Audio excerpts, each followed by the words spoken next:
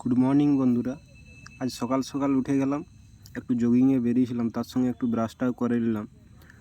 তারপরে চলে গেলাম নানার চায়ের দোকান। নানার চা খুবই স্পেশালিস্ট, আমাদের মানিকপাড়া কৃষ্ণবান। চা যদি খেতে ইচ্ছা হয় তো চলে আসবেন, একটু খুবই সুস্বাদু চা।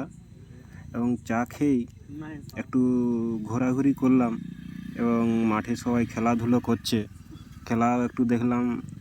সবাই দেখছি কাজে লেগে গেছে, অনেক বেজে গেল। তারপরে ভাবলাম আমাকেও কাজ করতে হবে, একটু বাজার গেছিলাম, বাজার থেকে বাজার টাজার করে এনে আমিও নকশার কাজে বসে গেলাম। তো মাথার দিকটা করছিলাম, আর পায়ের দিকটা রাত্রেই কমপ্লিট করে রেখেছিলাম। কাজটা একটু এমার্জেন্সি ছিল।